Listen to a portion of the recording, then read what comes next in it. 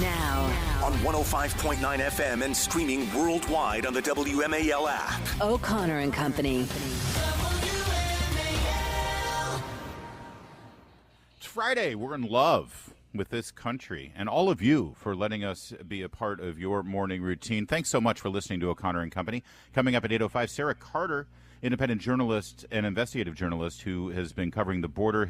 She'll talk about what Kamala Harris' legacy on immigration truly is, and about President Trump's visit to the border that we just touched on moments ago. Then at 8:35, Brett Barrett, Fox News Channel. I'm Larry O'Connor with Patrice Onwuka. Good morning, Patrice. Good morning. Happy Friday, Larry. And after covering the DNC this week, it is indeed a Friday. Glad to have that behind us, Patrice.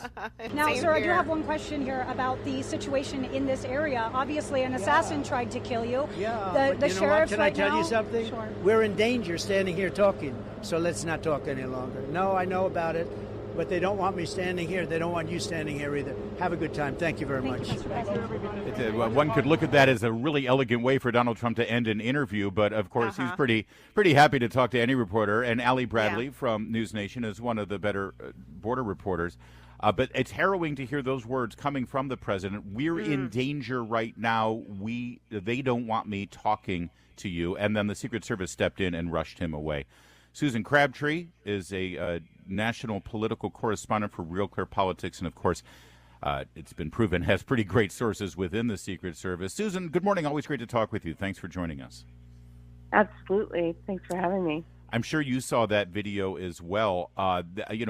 It's a little unnerving because the president clearly, he stepped away from his bulletproof glass at an outdoor event to make sure that one of the audience members was okay after a medical emergency. Despite the best efforts here, it seems like President Trump is still trying to sort of work within the confines of the Secret Service guidelines and still campaign the way he wishes to campaign. Are there larger dangers right now that we're not hearing about with regard to continued threats against his life? Well, absolutely. There has been threats against his life, and as well as his top national security team, Mike Pompeo, his Secretary of State, Josh Bolton, his former NSC advisor, and even Robert O'Brien, when Josh Bolton left. These are the main threat against him was from the Iranian leadership, and ever since he authorized the elimination, the bombing of Iranian General Soleimani, and it's real. It's a real threat, and now we have other threats that we're watching. Yesterday, that this man, the president himself, did not find out that the Secret Service was investigating a threat against him, just an individual lone threat from a random person, until he himself, he didn't know about that they were investigating. There was a manhunt until a reporter told him. That's another problem. It's another problem with the Secret Service, because my sources told me after I discovered that yesterday that I knew about the threat before President Trump did, and that it's another breach of their protocol. He should have been briefed that they were on a manhunt they were looking for somebody who had threatened him. Yeah, it's alarming, Susan, because I would think that the president should know before we all do. Thinking about the Secret Service, you actually broke some news yesterday in regards to accountability. Hopefully, talk to us about your post here. I'm looking at your X.com post where you're saying that Secret Service agents in the Pittsburgh field office were placed on leave. Is this enough? And what about D.C., the more of the higher ups in the Secret Service? Will there be accountability for any of those folks? Well, I think that's the real problem here. You had this is a step in the right direction to actually have taken some the Pittsburgh field office members, there was a lot of people that were involved in the security of the Butler rally. The lead agent, they call it the lead agent. You got to get the semantics exactly right with the Secret Service, because that's how they deny your inquiries, your media inquiries, and even inquiries from members of Congress. So the lead agent, and that's the person that's in charge of, from start to finish, from the airport arrival to the event, planning the security, to going to a hotel, then leaving on the airport, all of that, there's a lead agent that's in charge of that. That came from the Pittsburgh field office. But I know from my reporting that the Donald Trump detail, that's the people that cover him on a regular basis, not the field office, where when he arrives in a local area, there's counterparts in that capacity. The site agent for the Butler rally, the one that came up with the plan, that devised the plan, it's a woman, is on the Donald Trump detail. They haven't been placed on leave at all, and I'm being told that person is being protected.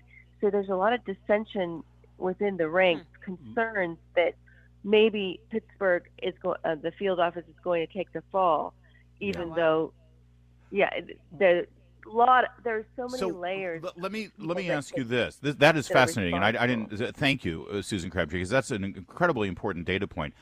This unnamed woman who was in charge of this rally and made the decisions, the fateful decisions, on how to cover the building where the sniper ended up taking those shots and murdering an individual and almost assassinating the president. That woman is actually on Trump's detail, continues to be on Trump's detail, and right now those who will be placed on leave come from the local Pittsburgh field office. I guess the question is, is it being determined now that this was a failure of execution? The plan was fine, but they just didn't execute it right, and that's why it would be the field office taking the fall? Or is it the summation from your sources that this was a failed plan in the first place and execution had nothing to do with it? Oh, yeah. Well, the problem is we still have so many questions that are outstanding. More than a month after the assassination attempt, and that actually killed one person, Corey Crabtree, right in front of his family. So this was the most egregious security lapse since Reagan was shot in 1981, and there's still fully 5 weeks later, the leadership of Secret Service can't answer that question. Was this a failure of the planning of this rally, or was it a failure of the execution, either from the field office or local law enforcement? They haven't even reached that conclusion yet 5 weeks later? I mean, I don't know, because they're not disclosing it. Their blanket statement to me yesterday, I was very upset that they couldn't even. There were certain things that they could have just told me in general about their practices, and they just issued the most blanket statement saying, "Oh, we're looking into it. We're still looking into it. It's a personnel matter." Wow. But the real question is, why wasn't there a person on that roof? It continues to be, they cannot answer. There's no answer to that. Simple question. But the other issue that is even, to me, more egregious is that there was not a counter sniper unit that was roving around. There was a video that emerged in the last week. We got a better shot of Thomas Crooks, the shooter. He is a very odd-looking guy, a loner, looking like a loner walking around. He has a distinctive look, yes. A very distinctive look. And I can't go into sources and methods, but my sources are telling me that if there was a counter sniper unit, that they look for certain, they're trained, highly trained, to look for certain characteristics of a person that don't fit in to a rally. And that he, especially if he was holding up a rangefinder, this counter sniper unit roams around an event and they're looking exactly for these type of people. Yeah. And especially if you had a rangefinder, they would have found this person, they would have questioned it, and immediately, taken him off for more questioning, and and would have interceded. It would have intercepted him.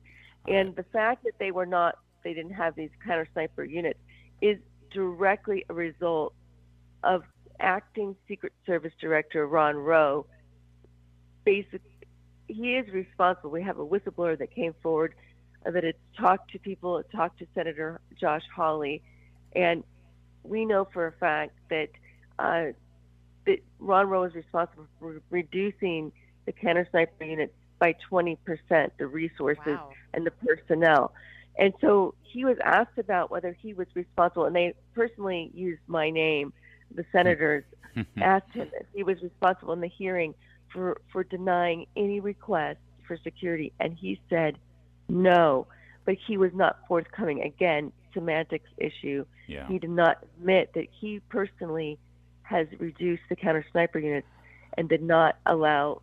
So that meant, he didn't maybe reduce it for that specific event in Butler, but he reduced it 20% overall. So you have to have the precise language, and they parse it when they're under oath so that they can have accountability. Yeah, some deniability. Exactly. We got to leave it there. Susan Crabtree, Real Clear Politics. Always a great conversation. Appreciate your continued dogged pursuit of this story, and eventually we will get the truth about what happened. I certainly hope. Thank you, Susan. If we do get the truth, it'll be because of Susan Crabtree's reporting. Exactly. At Real Clear Politics.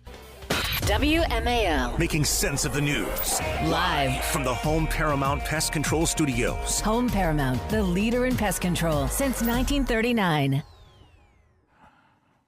Cut 33 here, Michael, is Kamala Harris last night talking about how she's going to get tough on that border. All you got to do is vote for her and put her in the White House, and she's going to be all about that border. After decades in law enforcement, I know the importance of safety and security, especially at our border. Yeah, sure she does. That's why Joe Biden named her the border czar, put her in charge of the root causes of the flood of illegal immigration across the border. And somehow, even though she's got such expertise in this matter, the rapist and murderer of Rachel Morin in Maryland was able to get in and wreak his horrendous violent crime against the Morin family. Once again, here's Patty Morin, the mother of Rachel, at the border yesterday with Donald Trump. Cut 35, please, Mr. Shelton. We're going to end up being a third world country if it continues this way. And I truly hope that you will just take my words to heart, because it's devastating to lose a child, but even more devastating when you see the pictures or you see the body and you really understand what's happened to that person. So please take to heart, this is a very, very important issue, and it's one that's either going to make or break our country. It's not so much, it's about America, it's about Americans, it's about us taking and protecting ourselves and looking out for each other. It's about protecting our families. So, thank you. Thank you. That's a mother of an adult daughter who had 5 children of her own. Yeah. Now you're going to hear from the mother of 12-year-old Jocelyn Nungare, who was viciously murdered by 2 illegal immigrants released into our country by Kamala Harris just 2 months prior to this murder. This happened in Texas. She was there yesterday, too. It's been very hard. June 17th was the day her life was taken. She was left with no clothing from the waist down, was thrown in a bayou, left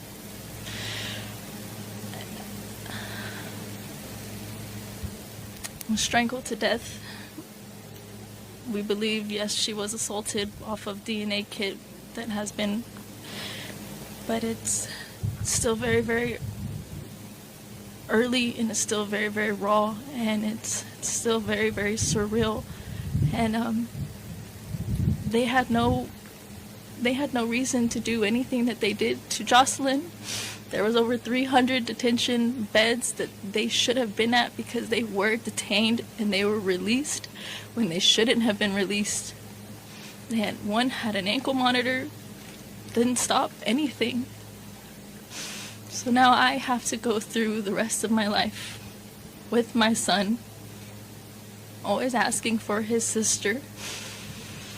And I just really, really, really want everybody to please take into consideration how important border control is, because we're losing very innocent people to heinous crimes that shouldn't be happening in the first place. So please, please, I really hope everybody can hear my pain, to just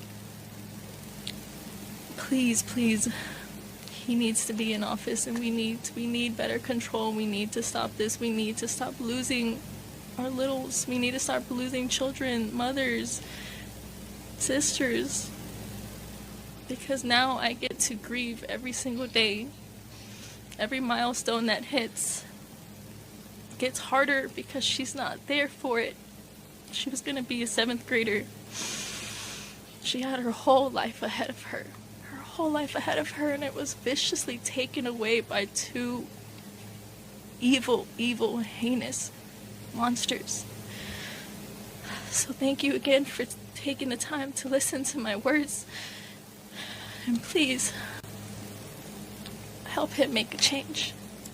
Thank you. I'm told by all the elites in this town, all the really smart political analysts, all the really, really smart people who are paid a lot of money to go on television, that Donald Trump has a problem with moms in this election.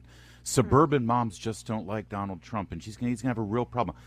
I would love for those suburban moms who are uncomfortable voting for Donald Trump to react to this mom and what she has gone through, because Joe Biden and Kamala Harris have been in power for the last 3.5 years. You know, you pick your mom that you're going to be most concerned about.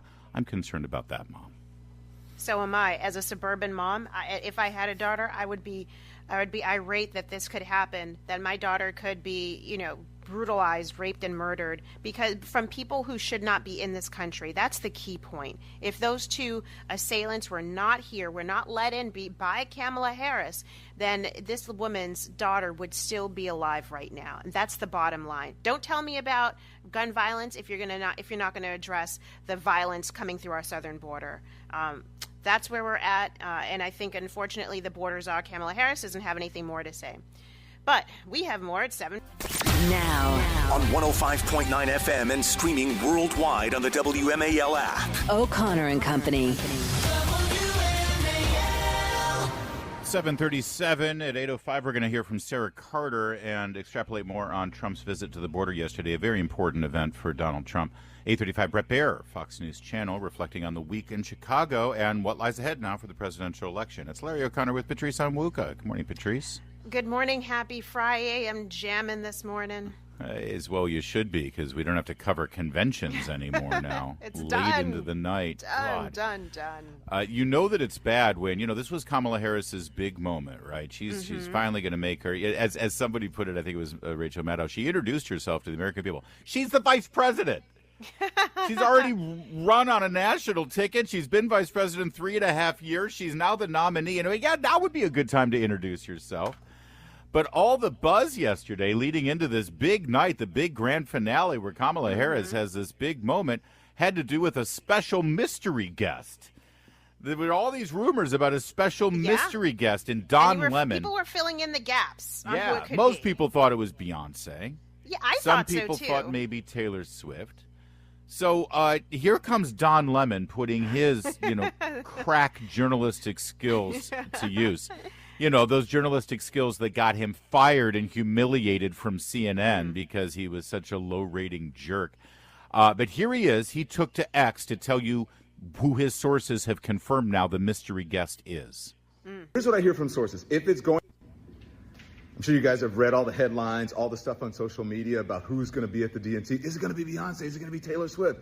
Here's what I hear from sources. If it's going to be anyone, it would be Beyonce, Taylor Swift, and George W. Bush speaking.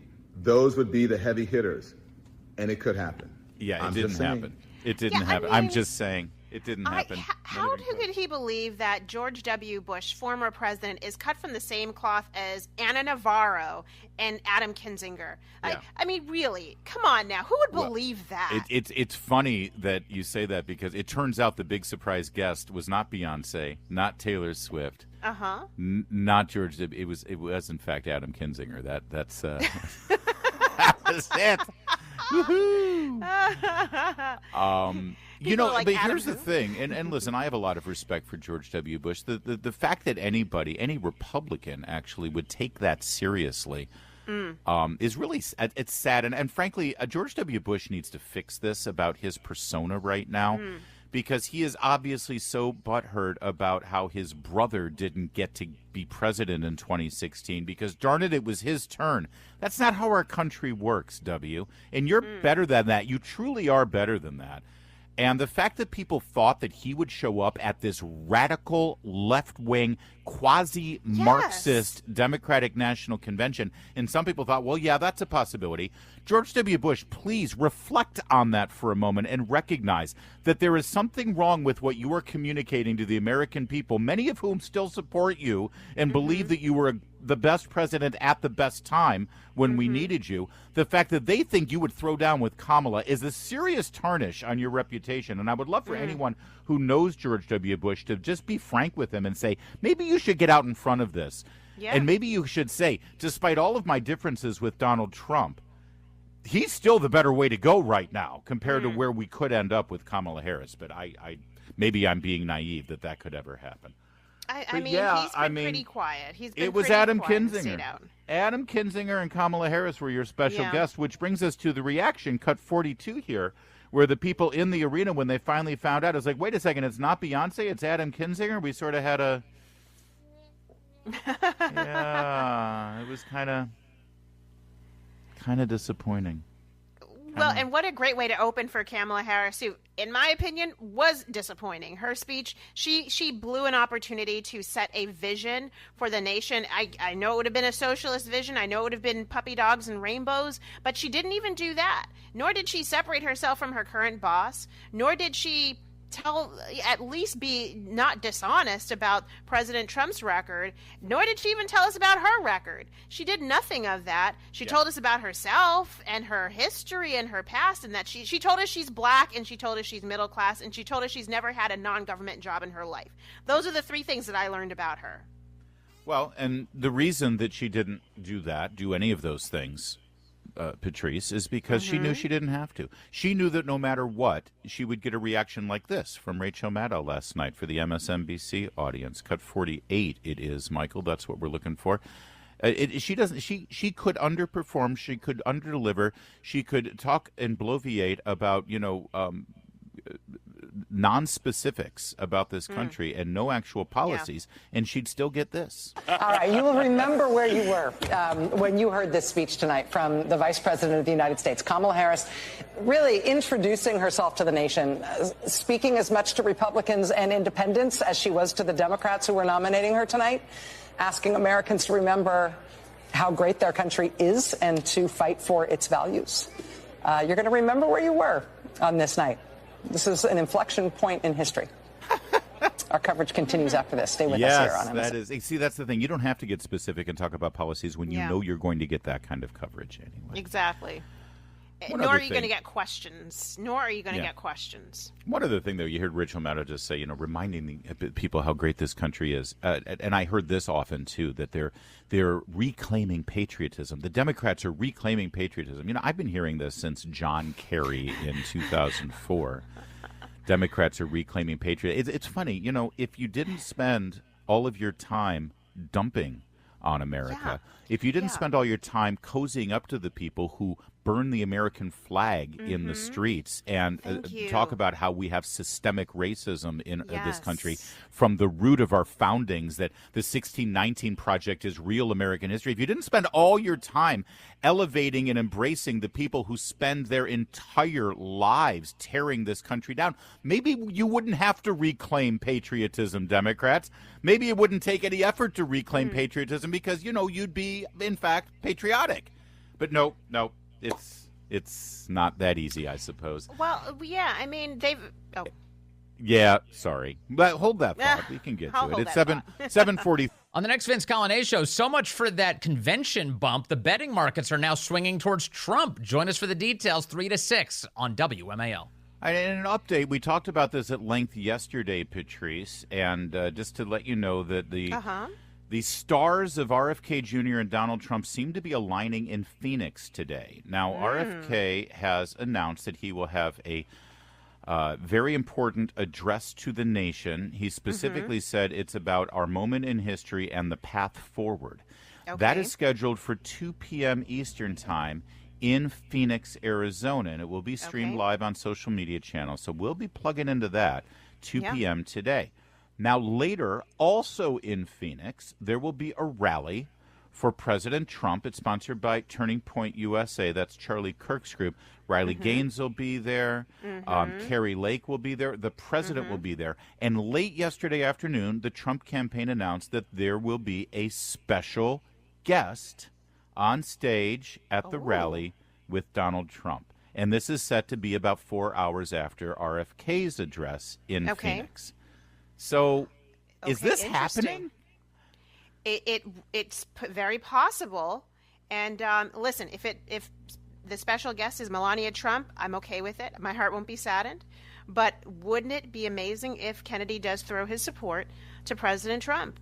I think they share a good number of supporters in common. Certainly, we wouldn't agree with RFK Jr. on a lot of issues, but thank goodness a lot of folks agree with President Trump on a lot of issues. So, you know, it would be campaign shifting at this point. The majority of Kennedy's supporters are Democrats, and they are supporting him because they can't support the Biden and Harris ticket. In fact, Harris has benefited from Biden dropping out.